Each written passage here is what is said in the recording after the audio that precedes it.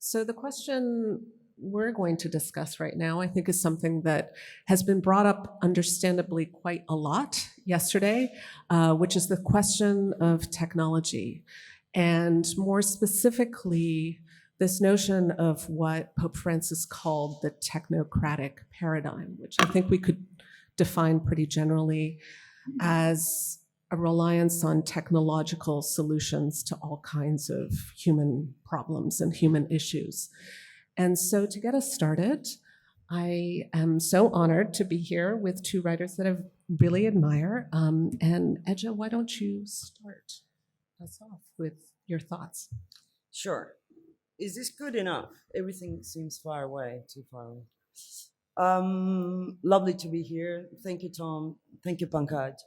Um, the plan was I was going to, well, actually, it's still the plan. I'm going to share with you a story that I've been through in February. Um, just before Davos, I was in a bizarre retreat with some tech giants from Silicon Valley. I wasn't paid to do this. I have to tell you that for moral reasons. I was there for mainly for curiosity, to be honest. I was on the top of a mountain, ultra luxurious retreat resort, and I had the chance to see the guys that we always talk about. Some of them were close friends to Elon Musk. Some of them were almost as rich and powerful as he is. So I had the chance to know them in person. I spent 3 days with them, and after 3 days, I went back home. There was Trump's inauguration that night, and I saw similar tech giants together with Trump lined up in White House.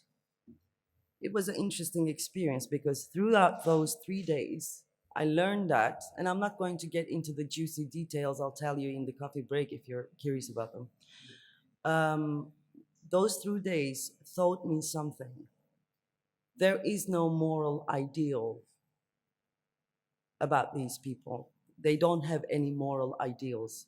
There is no place that they want to reach. I'm constantly talking about fascism and how fascism is embedded in neoliberalism and how new fascism is taking over the world as if it is a form of entertainment.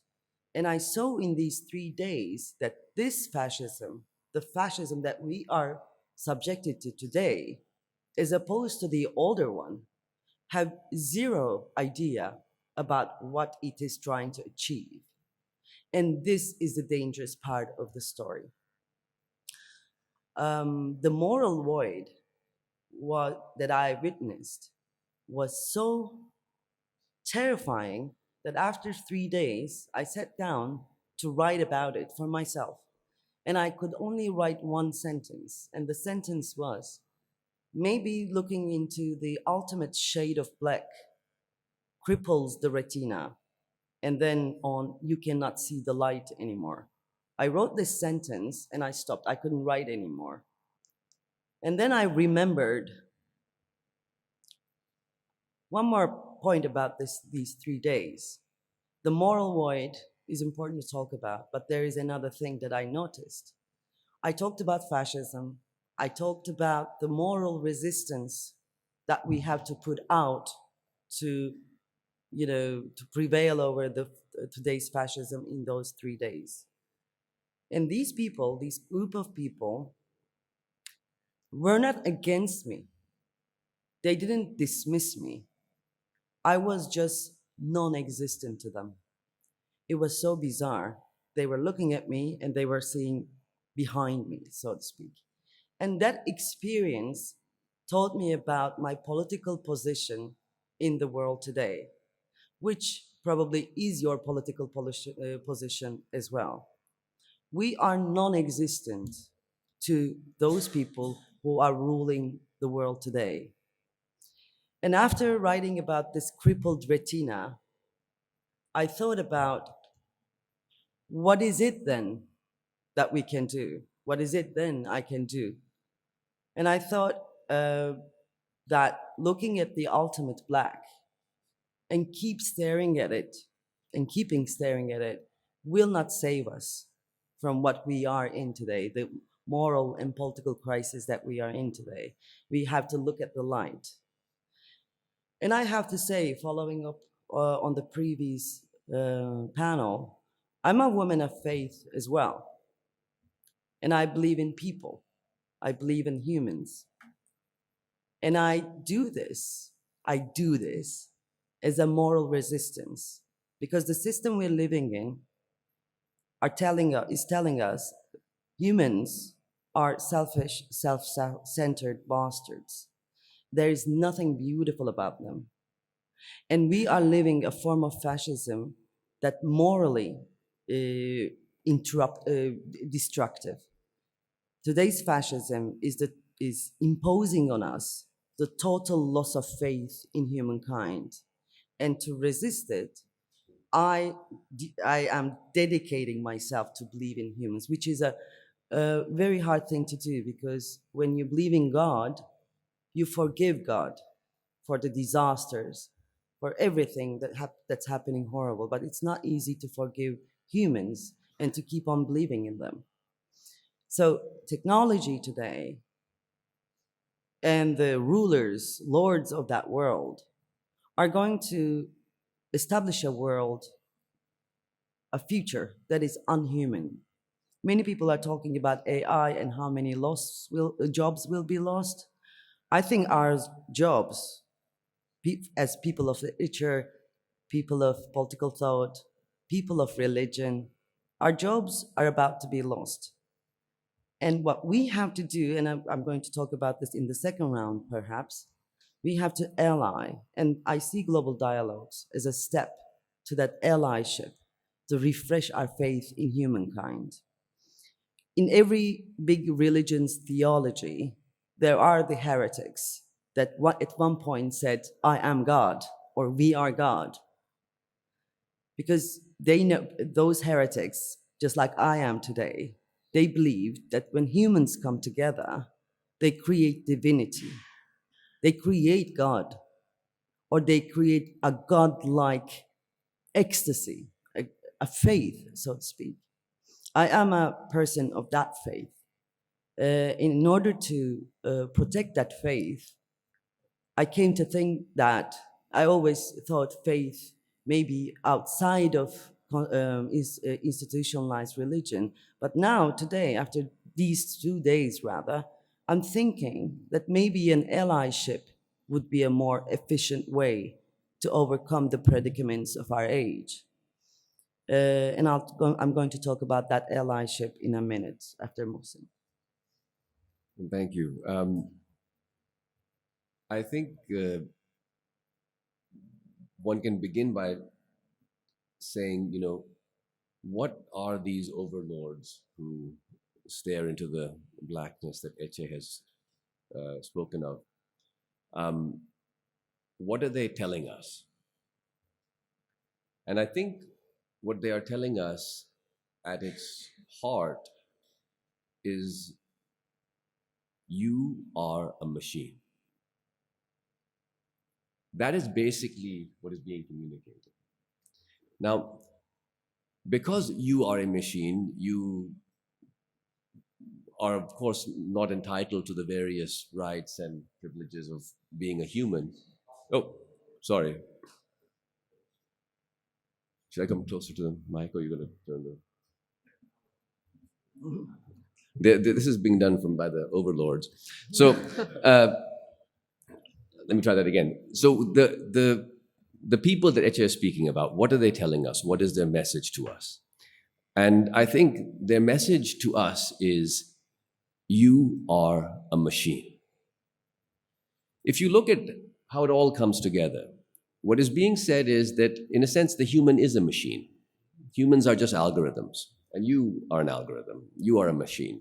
Your parts can be replaced. Your mind can be replicated. There is no soul.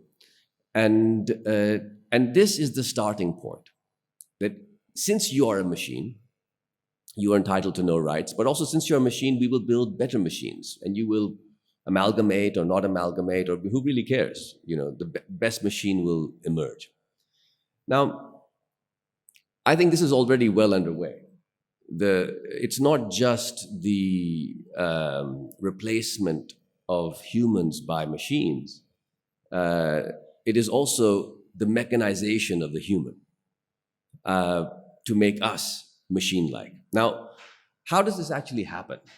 So it happens for most of us just through our constant interaction with technology, the phone that we hold in our hands, the way that we live our lives.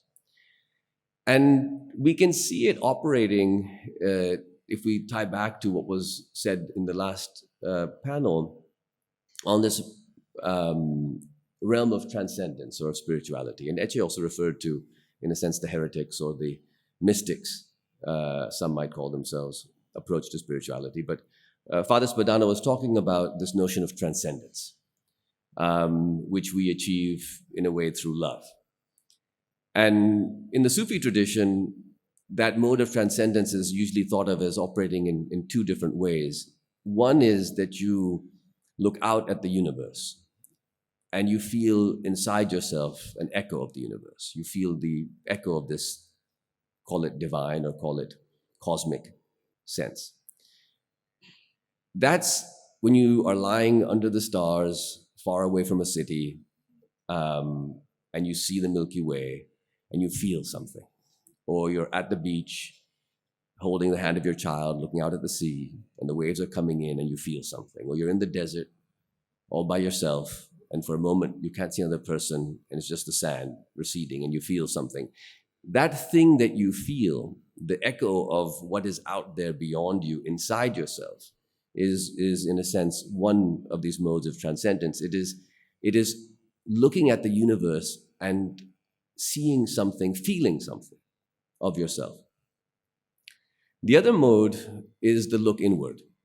And that is when we gaze inside ourselves and we find within ourselves a sense of the universe.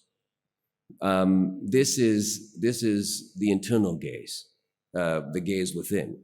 And the notion is, as we look into ourselves and who are we and what am I and what's inside me and what is this feeling I have for my loved one who is now gone and what am I feeling and we begin to have this sense that inside us is also this sort of universe. Now, those are two of the ways in which, in the Sufi tradition, but in so many traditions, we think about approaching this question of transcendence.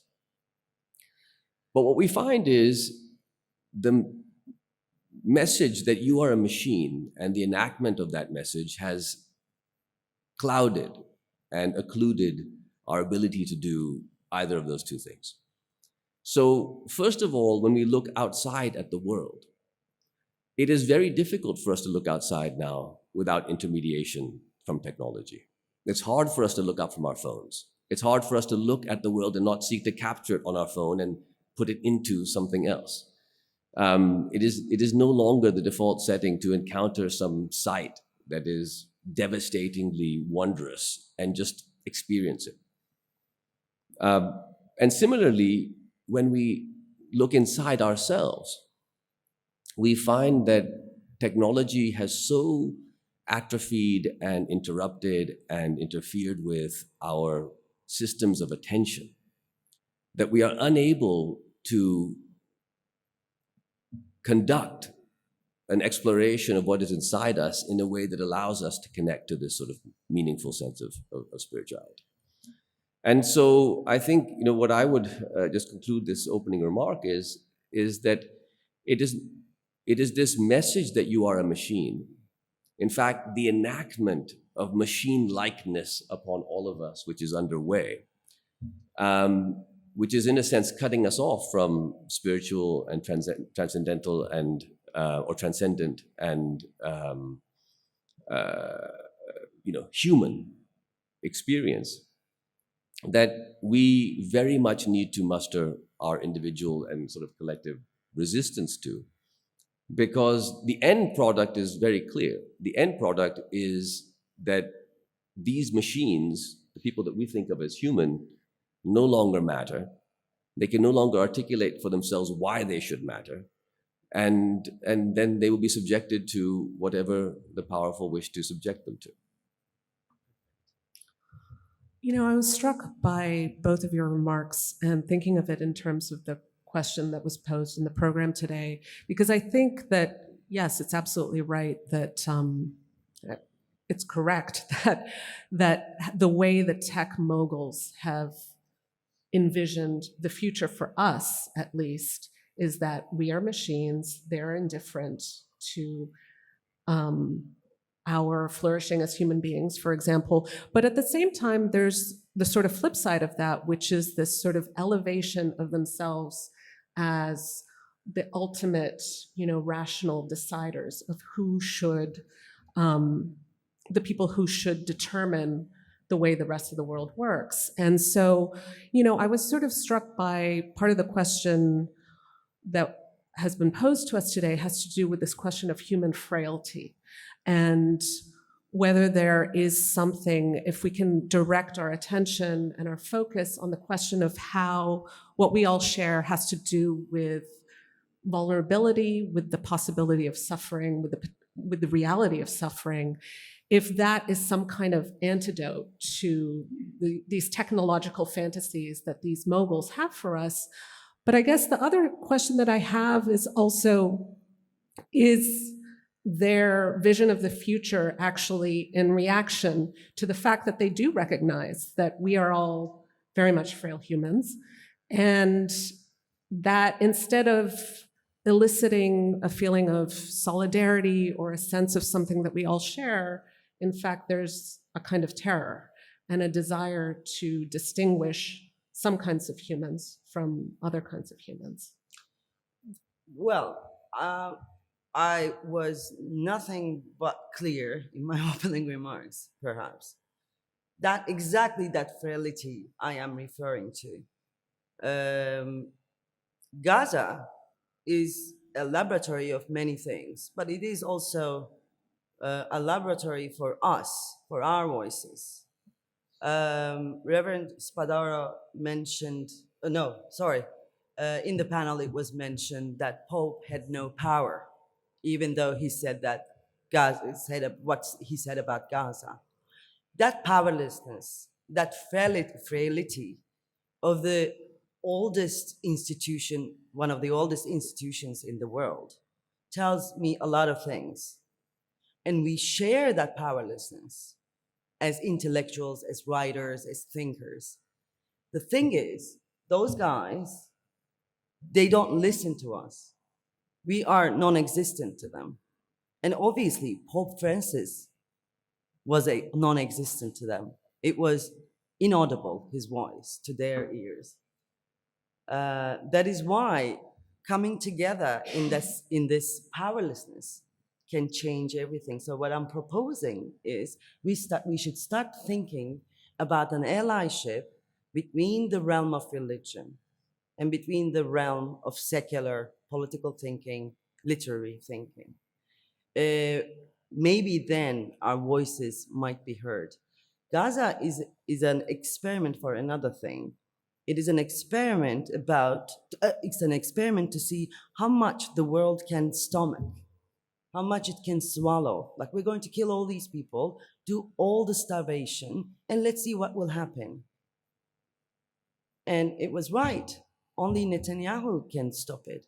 And this is where we are. This is our misery now.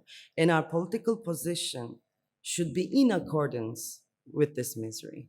I think we should all be aware of our big defeat. And from that defeat, we should learn something. We should learn to liberate ourselves from the arrogance of assuming that we are listened. No, we are not listened. And this fact should liberate us from our concerns, because there are concerns. It's not easy for people from church coming together with people like me, with Zaidi, who was saying she's an atheist, and we are political and literary figures. It's not easy for them. They're taking a risk. We should take a risk as well to be in their realm.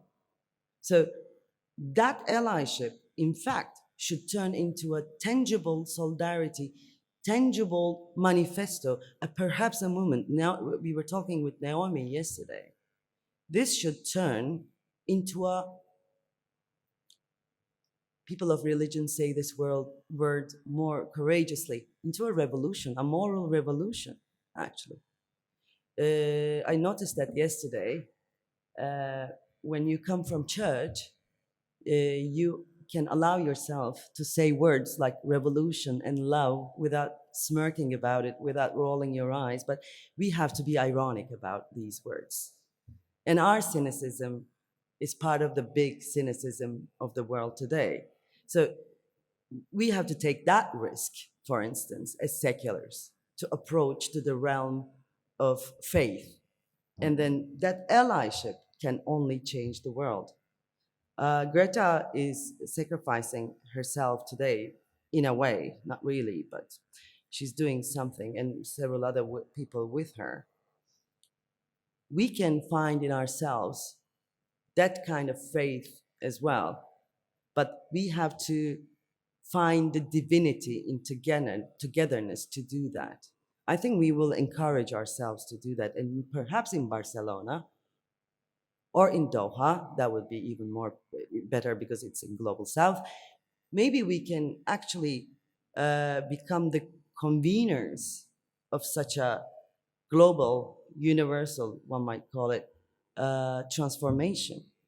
And I think we have to be as brave as our friends who are coming from the realm of religion and say these words without being cynical or ironic. And I'm learning a lot in that sense from this meeting. I don't know, this wasn't an answer to your question, but I really wanted to say these things. Did you want to? I think I agree with Eche on this need, and it's worth thinking about, what stands in the way of what Eche is describing happening, sort of a coming together of those who believe in the human capacity and being a human being, from different religions and from non-religious traditions. And I think if we recall when COVID was spreading around the world 5 years ago, what we discovered was that the disease itself was perhaps not so deadly. It was that our immune systems, encountering this previously unknown virus, would go into a kind of overreaction. And that overreaction would so scar our lungs and other parts of our bodies that we would get so ill that we might die. And once our immune systems learned to recognize this virus and deal with it like other viruses, it became something less lethal on aggregate. But I think, in a sense, what we're dealing with right now at the level of this coming together is a situation that's not dissimilar. We are dealing with a kind of immune system overreaction. What we are seeing is all over the world, people are looking at people who are quite like them, and their mental immune systems are identifying these people as being some different threatening thing, and then going into a kind of overdrive, a fear that is resulting in various kinds of conflicts. And so how do we train ourselves and train the guardians of our groups to not engage in this sort of overreaction? And I think Eche is right that it requires a certain kind of courage of sort of saying, coming together, of finding allies with different belief systems, different backgrounds, and taking upon oneself the risk of being called a traitor to whatever group you belong to, in the larger goal of banding people together. And when it comes to frailty, I think what's very powerful about frailty is that, of course, frailty is something that the tech moguls want to deny. They are trying to live forever. They are trying to do all sorts of things. And yet, very quickly, when unmasked, in the case of Elon Musk with his feud with Trump, or Jack Ma and his feud with Xi in China, we quickly see that, in fact, these tech titans are almost powerless in the face of determined political actors who want to take them on.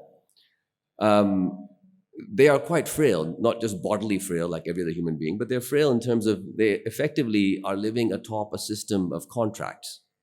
And contracts depend upon laws to be enforced, and those laws are enforced by governments. And so there's really nothing holding them up other than a kind of consent, enforced or offered up. So that frailty exists. They are much more frail than they look. And on our part, the last thing I'd say is that, in a sense, frailty is an enormous strength, because when you look at people from different groups, the ultimate, in a sense, opportunity begins with the notion that, this person, like me, is going to die. They are also grappling with this predicament. They are also grappling with illness. They're grappling with temporary existence here. They're grappling with people that they have loved who no longer exist, which opens up, through frailty, in fact, an enormous portal of shared human experience on which this thing can be built. And so, I think, in a sense, one of the great moments for us as storytellers now is to begin to think about how do we craft stories at the level of the human in which all people can come to participate, and that can begin to disarm this sort of over-reactive immune system that keeps us apart. One thing, if I may, one of the things I think about religion is that religion is there because there's this poetic ecstasy that we are living time to time, rarely, that Mohsin previously talked about. This height and the depth of being human is so overwhelming, and sometimes our need to say thank you is so overwhelming, as Zaidi said, that we need an organization to regulate this overwhelming feeling. That's why there's religion, I thought. I always thought this. The reason it's there is to regulate the poetics of being human. And poetry is somewhere I think we can all approach to. It's somewhere in between realm of religion and realm of secular thought. And we are living in such a complicated crisis that it is only possible to grasp it with poetic understanding. And I think, yes, you're right. We have to talk, we have to be the poets of humanity altogether, I think. And there is a togetherness, there is a possibility of togetherness in that poetic understanding of the world. The reason I didn't answer your question actually properly, I choose not to answer that question because that question forces me to look at the ultimate shade of black that is created by these overlords of the system, be it Trump, be it Elon Musk, be it Modi or Erdogan or whatever, Netanyahu in this sense as well. I kind of am tired of looking at that. I'm tired of debating with the spin doctors of that ideology. And I realize that it's getting me nowhere. What I want to do is look at the light, and light is here. Light is us. And now we have to take the moral and political responsibility of being the light. And we shouldn't be ironic or sarcastic or cynicists about ourselves. So we have to have faith in ourselves, I think. And one of the things that this system that we're living in has absolutely damaged is not only the faith in the others, but also the faith in ourselves. That is why we always roll our eyes when we talk about love or revolution and so on. And this is the cynicism that we have to get rid of, because that cynicism is actually connecting us to the radically Nietzschean overlords of this world, as Pankaj mentioned. We have to get rid of that. And that needs courage if you're not coming from the realm of religion. Okay. The fear of naivete, it's so present in us because we are not believers in the conventional sense. we should get rid of the fear of naivete and tell what we really want to tell, because this is the last round, so to speak. I mean, I think this question of allyship and, you know, how people find connections with others in a shared experience or shared vulnerability is a crucial one. I mean, I think one of the things that struck me, one of the many things that struck me about the American election of 2024 was that, you know, the MAGA coalition managed to find somehow this very unlikely common ground. I think on the one hand, you have the tech billionaires, the Silicon Valley guys, and at the same time, you know, the Make America Healthy Again, crunchy granola, anti-vaccine, so anti-certain kinds of technology. In another sense, you know, the people who liked RFK Jr. And so I'm wondering, what do you make of that? Because to me, I mean, that seems like a sort of an incommensurate that is why connection. I keep using the word cynicism, because the intersection of point of all these communities is deep cynicism against not only towards the political system, but also towards humanity itself. It's what I see in all of them is the loss of faith in humankind, in politics, in word, and so on. One of the things I learned in those 3 days, and I've been told this, by the way. It's not like, you know, I revealed the secret over there. They talk about these things openly. These guys told that we're just like adolescents.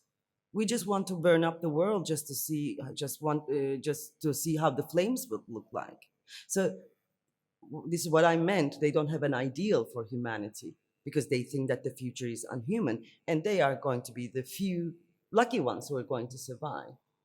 So that kind of cynicism trickles down, and it trickled down to the anti-vaccine people or whatever, you know, all the craziness of United States. But it trickles down and it affects all of us. And I don't think we are immune to that. This is an important point, I think. Wilson, did you want to add to that? Yeah, I think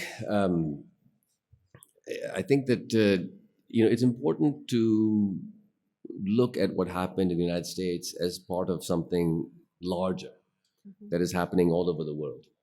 I think when you begin to look at the particularities of the US case and you think, okay, well, what happened in this election and how about these groups, et cetera, one can begin to think there's some very peculiar dynamic happening there. But then you look at country after country and you see quite similar dynamics happening. And so all the reasons and explanations of why this happened here and where there, you know, maybe they aren't as important as we think. Maybe what is happening is that as part of the you are machine trajectory that we are on, our attention is being interfered with. And it is being interfered with specifically by receiving sort of jolts of attention breaking and very often threat containing information. So we are continuously seeing on our screens how the world is falling apart. Those of us who are on social media, I tend to avoid it myself, but I am in a family of people who are on, and I live among people who are. There's so much that is threatening.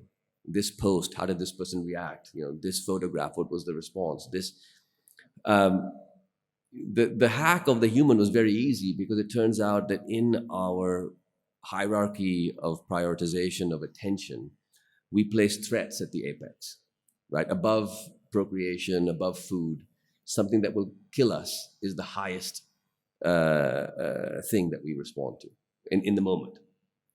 Now, normally that doesn't happen very often.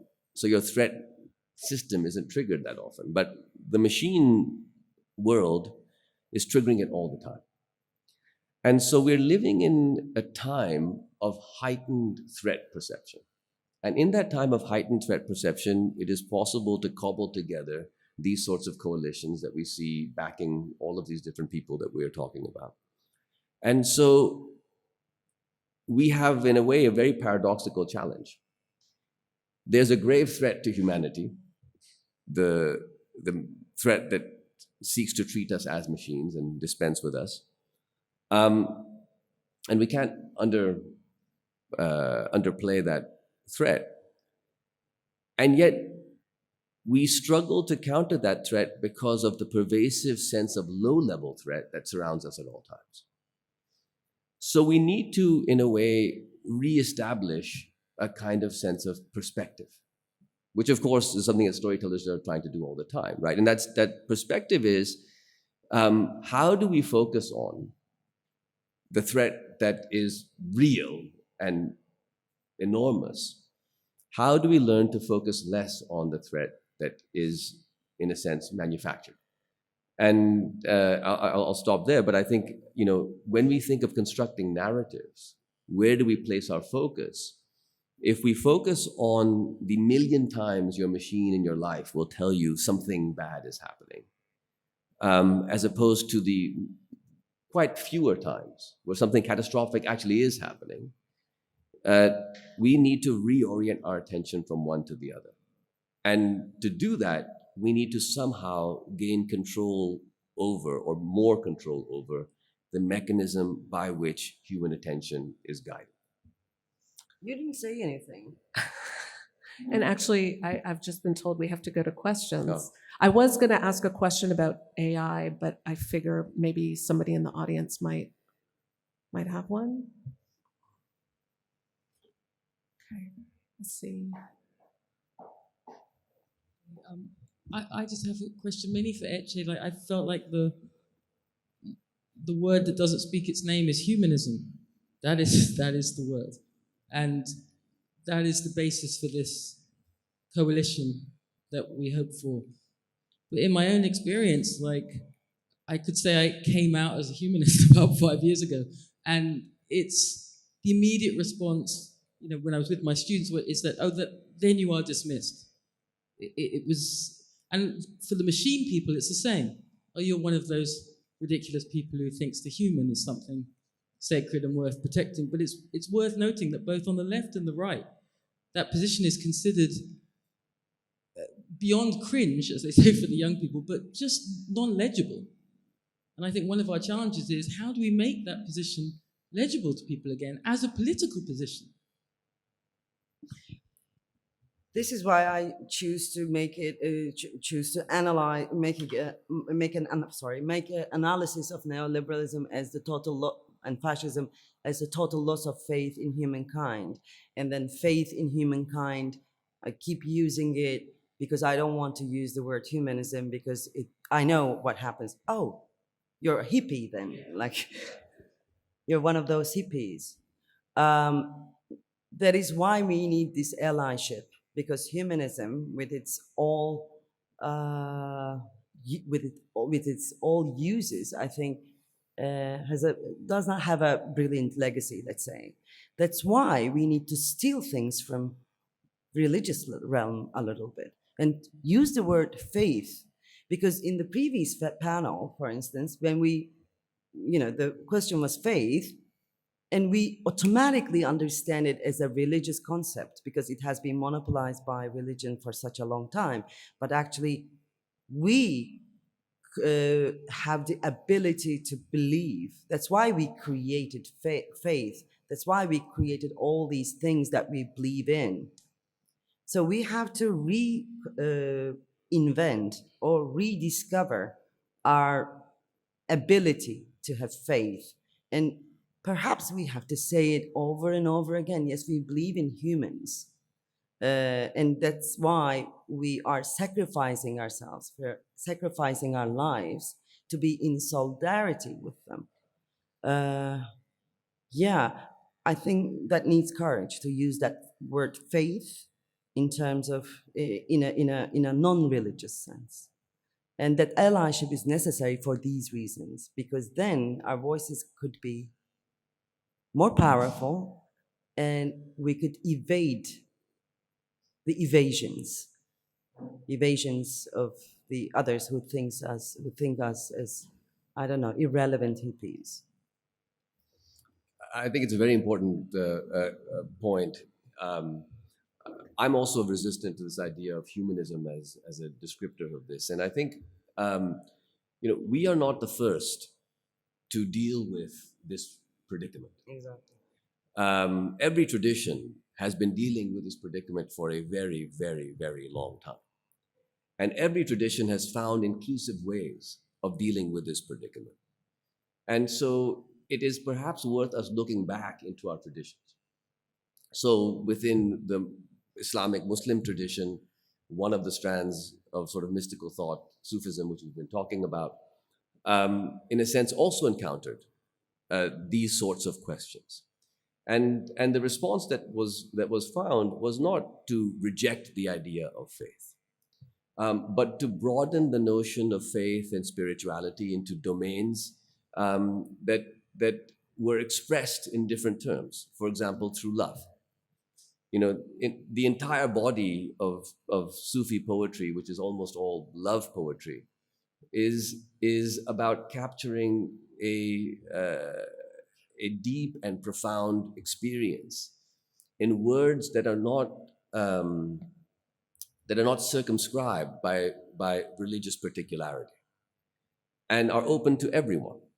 And so I think that sometimes if we adopt a Western modality like humanism, we find that modality is less encompassing.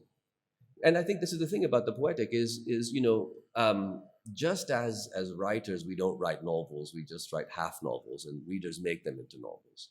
Similarly, as we think about organizing and thinking about bringing people together, in a sense, we need to use half words and let our fellow humans provide the other half of those words, which is a poetic gesture. I think being overly definitional is an error that many of the ancients of many traditions learned long ago not to fall into.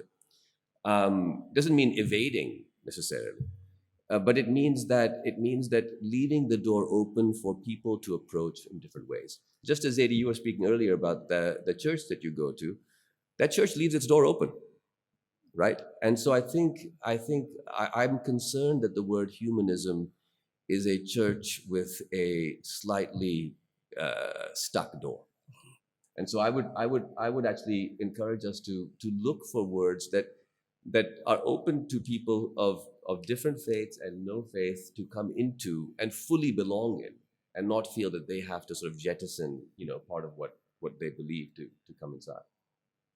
This is not new, by the way. I mean, like, some of us here are old enough to remember 2001. I was in Porto Alegre World Social Forum,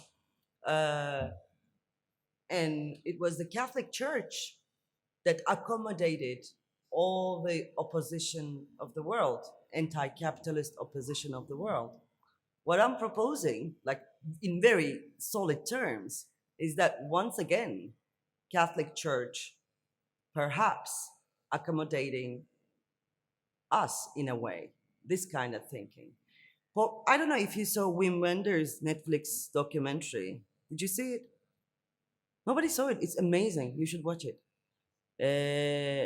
At the very end, Wim Wenders, they're talking, Pope Francis talks to Wim Wenders, and he says in a very Latin American way, we shouldn't be afraid of words. For instance, revolution. I think Pope Francis was trying to welcome us, like, come here, use our, license among the people. Let's change this. Let's change it together. And I think he was calling us to resistance, a moral resistance, to form a moral resistance against neoliberalism, against fascism, against war, against this understanding, this unhuman understanding of future. So maybe it's time, because it has been 5 years almost since Porto Alegre. Porto Alegre shaped the entire language of politics for the last 25 years. And one of the fruits of that was Arab Spring. Now it's time we do it once again, because the world is uprising. It's in Serbia, it's in Turkey, it's in LA, It's in Mediterranean, in a flotilla. It's everywhere now. There is this sense. I'm sensing it. It's happening. It's going to happen again. And now we have to shape it as this generation. We have to, or contribute to it rather, or we have to name, call a spade, and we have to do it together with the poetics of being human, so to speak.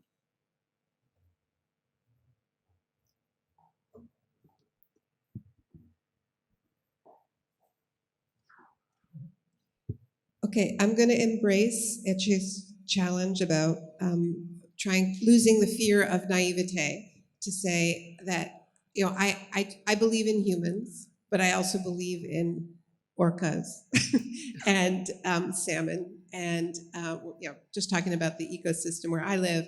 And I do think that the hierarchy of life may be at the heart of the crisis that we're in. And I was deeply inspired by, as I said yesterday, Pope Francis's extension of fraternity to the non-human world.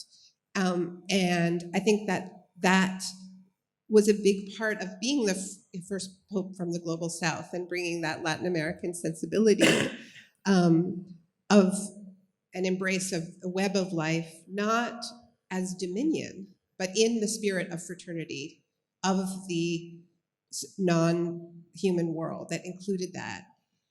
And I'm struck at when so many of us describe these experiences of wonder, that yes, that sometimes it is about humans, often little humans who act like animals. But often it is, the desert, the ocean, the non-human. And that I don't think we're the only ones who turn towards the light. Plants do, or the only ones who appreciate beauty. So I just think that there might be something in the defense of the animate world, not only the human world, the animate world, because that is really, the war is being waged on the animate. And just another factor, and I am repeating myself a little bit, but I think one of the most extraordinary, and it wasn't uncomplicated, but one of the most extraordinary things that Pope Francis did was he went on what he called a pilgrimage of penance to Canada after thousands of graves were discovered or confirmed present on the lands of what were called the residential schools. And they really weren't schools. And he said something else. He said, he was asked, is it genocide? And he said, yes, it was genocide. And what was the genocide? It was an extermination of a cosmology of animism, a forbidding of the practicing of a worship of the non-human world. And so I just want to bring that into this space. Absolutely. And I don't see this as a challenge, but rather an important contribution to what I say. Of course, I talk about faith in humankind as a moral resistance because, it's about humans, yes, because no animal I know of has contributed to the fascism of today or neoliberalism. So, but then you are absolutely right. It's about the animate and maybe inanimate as well, to be honest. There have been a few times I said sorry when I hit a door. I said sorry to the door. So maybe inanimate as well, if we get that poetic, to be, to return to my literary roots. Do you want to say something? I felt like I monopolized, and I'm No, you're not. I want to say something about this. I think this is also part of the "you are machine" conversation, right? What we're basically being told is animals are simpler machines. They're lower machines. You are a machine, so it doesn't really matter what you want. They're even less of a machine, so who cares, right? And plants, the most simple of machines of all. I think that this fundamentally misunderstands the potential of human experience and relationships, with nature. Our dog died a couple of months ago, and my wife and I were abroad when this happened, and our son was there, and And so a dog was being buried. And my son gave the eulogy. Son was 12. And he said, he was my friend and he raised me. Because when my son was 3, the dog arrived. And the dog became an adult dog well before my son did. And so, in a sense, he was an adult dog while my son was a boy. His relationship was one of a sort of a sibling relationship, but also, in a way, a child to a parent, with the dog as a parent relationship. And this is just one example. But we humans are capable of incredibly profound relationships with nature around us. And it is, in fact, the grandeur of the possibility of those relationships that we're actually trying to respect. I mean, without getting into the debate, is that, is a cherry more important than a child? I mean, I think it's rather the question that it is so impoverishing to the human to treat the natural world as just simpler machines. And so I think part of this journey is in a sense to expand our compassion and our sense of possibility as to how we relate to the world around us. And I think, Naomi, you should write a book called Poetics of the Animate. I am pushing this idea since yesterday.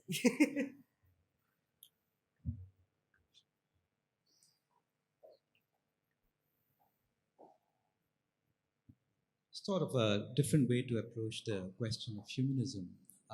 Yes, of course, the relationship with nature, and as Mohsen points out, the sort of hierarchy that we all assume to be natural, in which human beings are on top. There's an essay by George Orwell on Gandhi, which he wrote soon after Gandhi was assassinated. It appeared in a left-wing magazine, and it's a generally admiring essay. But he points out, and Orwell writes, as though he's pointing out something people should be really aware of, and clearly identify Gandhi as an anti-humanist. And he means to condemn Gandhi there, because for him, anti-humanism is too much, or sort of anti-humanism comes from Gandhi's habits of believing too much in renunciation, in the purity of prayer, in self-mortification, or what his sort of long fasts. And so there is an implicit sort of denunciation there of these particular values, which have been cherished by all major religious philosophical traditions. And so again, that identification with humanism, with secular rationalism, with a distrust, indeed contempt for religion. And I think that's been quite sort of endemic amongst certain left-wing thought, and has, I think, compromised and undermined it. But yeah, I just wanted to open up another sort of angle on why perhaps a certain kind of fluidity of definition, as you propose, Mohsen, might be a useful strategy in this instance.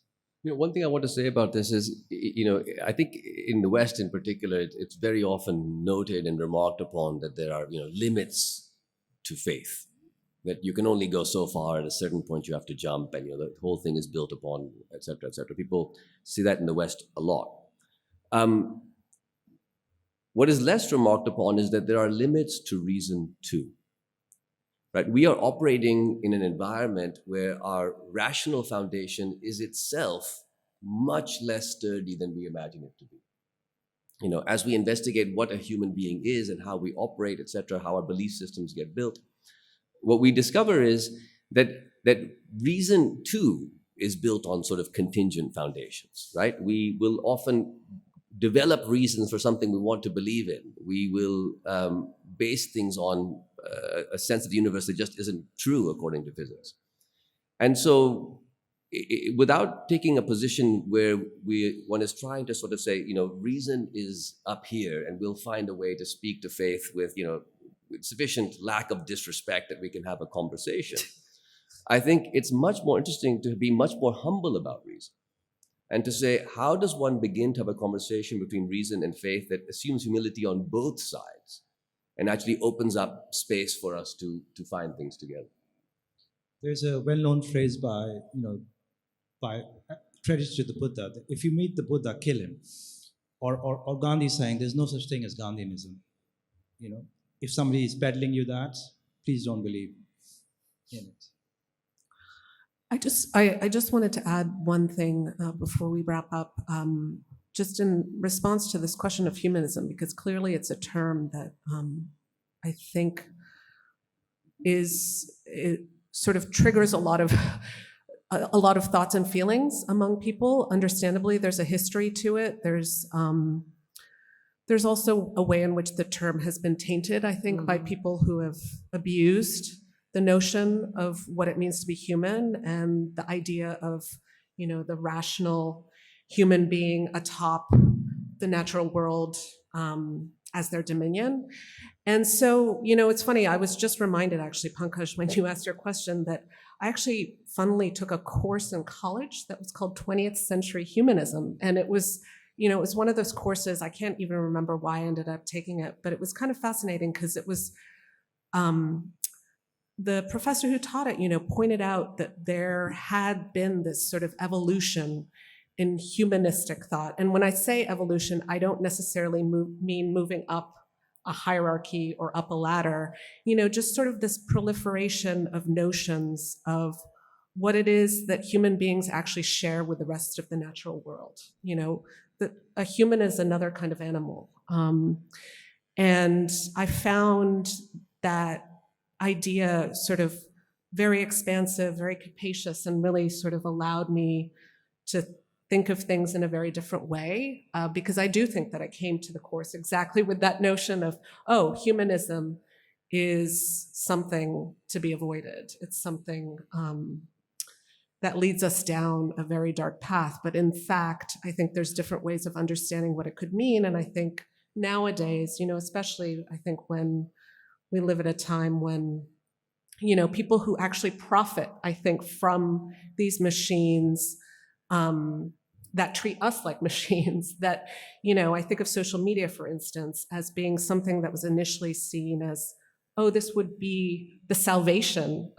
This would be the way that humans would connect with one another and learn to empathize with one another. And we see that there's another side of it, which is that it just can generate and exacerbate grievances. And so I think, this notion of thinking maybe more poetically, more expansively, there is something in that I think does provide some form of hope. So thank you so much. And thank you. Jennifer.